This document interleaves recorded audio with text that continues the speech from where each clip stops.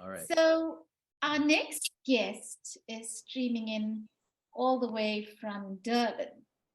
So how is the weather in Durban, Desh? Well, it's been quite erratic, I'd say. Over this whole holiday season, it's definitely been very erratic. We've had some days that are really hot, some days that are a bit cooler. I mean, Yes, usually in South Africa, obviously, the holiday season is when we have summer. yes, So it tends to be quite hot. And especially with Durban, the humidity is definitely something that's a lot more present here than in the two other cities within SA. mhm, So yeah, this year has been, or shall I say last year, actually 2022 was quite strange because some days were very hot and then others were a bit cool, and it went back and forth like that for quite a bit. But now I think it's warm, it's humid again. So I think we're all having to kind of brace ourselves for the humidity and surviving summer until the surviving, next season gets in. surviving summer. I know how hot it can get in Durban. I was born there. I lived there practically all my life until 13 years ago. Mm. And yeah, what can I say? Durban's a hot but beautiful place, right, Desh? Yes, absolutely. Definitely. Okay, so I just want to read a little bit about your bio, about who you are and what you do. So, Deshivan Naicker, otherwise known as I Feel Free, he is a musician and a writer from Durban, South Africa. Storytelling has always been a significant part of his life ever since he was a child. He remembers watching cartoons and reading books from an early age. Little did he know that those stories and mediums would go on to form the basis of his interests and passions as a young adult. He's also an avid gamer. Whether through music or writing, he finds joy in expressing himself through his art. He's currently studying at Wits University. He's a digital arts degree undergrad student. Okay, Desh, tell me, what's life like as a student these days? It's been quite interesting. It's the most interesting thing I think for me is now witnessing the change in environment between high school and university, I'd say.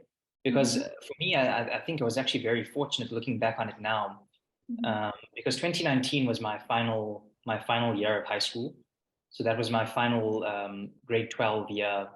And then shortly after that, obviously, the following year, 2020, was the pandemic. So yeah, I kind of got that last year of actually going to high school, having that normal sort of school experience before the pandemic hit and everything moved to remote learning and then digital learning, that sort of thing. So yeah, so far for me with university, it's all actually been online. mm-hmm. It's all been digital learning. So just working from home, submitting assignments and attending lectures online, that sort of thing. So definitely far from the traditional university experience, which is going in, meeting people, Yeah. attending lectures live, that sort of thing. But I think I actually prefer it this way, maybe, which might have been something that I would have been unsure about previously because of attending classes live was something that I was so used to and conditioned to. But I think now that everything has moved online, it does definitely have its downsides, the lack of contact with people and that sort of thing, not being Mhm. able to really connect with others as you once did. But I think for me, the upsides are just being here in a home environment, in a more familiar and comfortable environment. I think that definitely helps reinforce my mental space, Mhm. especially since COVID started. I know it was a shock for a lot of people, obviously, having to stay at home and not going out. And I think it's something that we previously just took for granted. And that's sort of, everything just flipped and sort of changed our perspective. So it has its downsides, but I think now with regards to digital learning, I'm more at a place where I can say I'm a bit more comfortable with solitude. So tell me Um, about your life as a gamer. What exactly is that? Look, we're entirely different generations, right? Because I'm like your dad's generation. yeah, So you're a millennial, right? yeah. Am I right? And you're also born free in South Africa, outside of apartheid. So you don't really know what that was like. Yeah. So, Desh, you are 21 years old. Just turned 22 early in the month. Whoa, Yeah. congratulations. So, what's it like? What's this gaming world? What's it all about? Yeah, I started playing games when I was, I think, about 6 years old or so. Mhm, mhm. And it wasn't really one of those things that anyone introduced me to, or that I found out about on social media or anything. I mean, at that stage, social media wasn't even a part of my life. So it was just something that I took to. I think my uncle had a computer, Mhm. and after school, I would just try out games on his computer, play on his computer.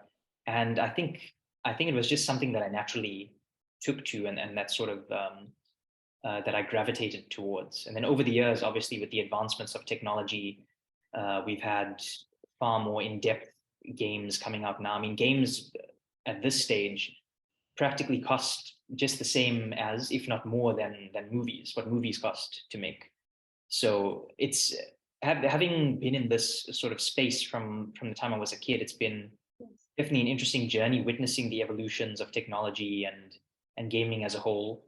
And I think especially as a more introverted person growing up and especially in high school, all Mhm. my passions like the music, the gaming side, the art side, all of those things sort of reinforced my personality and my way of thinking. Because I tend to, rather than say what I'm thinking and feeling, I tend to sort of contemplate it within and express that through art. I must stop you there. Then this is very good. We got you to talk. The People of Purpose talk show. That's what it's about. We want you to talk. Say what you're feeling. Bring it all out. So this is good. In the long term, as you get older, you'll find that talking is important. So especially with the way you're studying and the way you're working, eventually, you're going to be locked in a lot. So I think conversation is very important. Yes, It definitely. should be part of the digital art curriculum because people get the wrong impression and they actually think that to be an artist or to be a digital artist is to live in just a digital world. But you can do that, but you must associate with people as well. Because Yeah, one day absolutely. you will want to explore other avenues of your life. And well, that's where the social part and the communication part is very important. Mm. So, well, you'll get there. 22, you're still young. And sound like your aunt now, don't I? Yes, a little bit. Yeah. Okay, so how do you create your music? So I started making music informally, I think when I was about 15 or so, maybe 14, 15. Um, when I was still in prep school, I think when I was about 13 years old in grade 7, I would start just writing lyrics, Mhm. um, and just writing songs, writing lyrics, rapping a bit. Yeah. That was kind of my introduction to it. What I've you been rap? playing guitar I think since I was 8 years old. That was when I first picked up guitar. Um, and so yeah, in those early years, it was just me writing lyrics, trying to play guitar along with those lyrics. And then afterwards, when I was about 15, I started making digital music.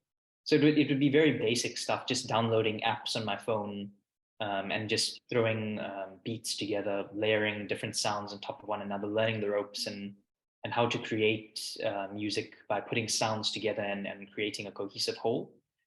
And yeah, from 2018 onwards, I got my laptop. That was when I first got my laptop. So I just started using GarageBand from there. Mhm. And that allowed me to obviously expand my skill set. And I spent time just learning how instruments work, learning how to layer different sounds on top of one another, that sort of thing, and just creating fuller and more interesting bodies of work. So yeah, it's been quite an enjoyable journey. I think the music has always been a huge part of my life. I know my dad, when I was a kid, used to always be playing music in the car at home, jazz, some light rock music, that sort of thing. So yeah, it's informed my growth as a human being over the years, and now to be able to. Your mom is an Indian classical singer. I do remember that about her. Does that Yes. influence? Um, To be honest, I'd say not so far. It hasn't influenced my own personal music thus far, but I think the Indian genre of music is something that I am curious about, definitely. You heard of So, Ravi Shankar? yes, I have actually. Yeah, Mr. yeah. Sitar. Yes, yeah, You do? Because absolutely. I thought I heard some of that in the piece that you composed for Serena's art show. Mm, I thought I heard some of that there. Something like, well, it sounded like the sitar. I could be wrong. mm. But Yeah, it that's wasn't very officially a interesting to sitar, but know that you're doing all of these things. You did say something about rapping. Do you rap as well? I used to when I was in high school. So I who's your think, favorite rapper? ooh, it's a very tough question. Um, I'd say at the moment I don't have a definitive favorite, but some of my favorites are maybe Kid Cudi, Childish Gambino, Joey Badass. I think those are my some of my top rappers at the moment. It's with me and rap, I tend to I've gravitate never heard of towards them, but I'm learning. I'm open to learning. So maybe yeah. you can share some of that music with me. Is it clean stuff? Most of it is yes. I tend to gravitate towards the clean stuff. Yeah. Okay. So, Desh, the final question, which I am asking all of my guests today, would be, you know of our South African history and Nelson Mandela. You know how important he is in our country. So he said that a winner is a dreamer who never gives up. Do you agree with this quote by the great Nelson Mandela? And if so, Desh, why? Yeah, it's. I think I have to agree with the statement because I mean when I first saw this quote, I sort of broke it up into two separate parts. The first part is about dreams, Mhm. um, and that first part about dreams is I think it forms the basis of our goals that we have in life. I think having a dream is that first step that we take towards wanting to achieve something and wanting to go towards a greater goal and accomplish greater things. So I'd say having a dream it forms the basis of that. But just having a dream isn't enough. So that goes into the second part of the quote, which is never giving up. So having a dream is all well and good, but I think what it really takes to make that dream a reality is then taking your skill set, taking everything you know, and then building upon that and using that to reinforce your dream and to get you to that next plateau that you're sort of striving for. Yeah. So I think it's definitely a wonderful quote. And another one of my favorite quotes by Mandela is, "It always seems impossible until it's done."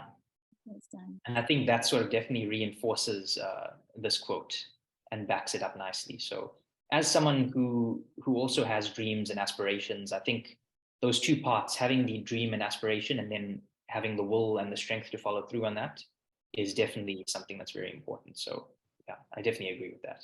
Thank you very much. It was such a pleasure having you grace our show today. And I'm honored that a young man like yourself chose to make time to come and spend with us. And we're very grateful. And you're a great communicator. Keep it up. Absolutely. Thank you so much. We must make more music and share it with the world together using art and also put in your guitar music and maybe do some of your rapping. I'd like to hear it. Yes, definitely. Yeah. Mm. Thank you so much for having me on. Thank you very much, Desh. God bless you.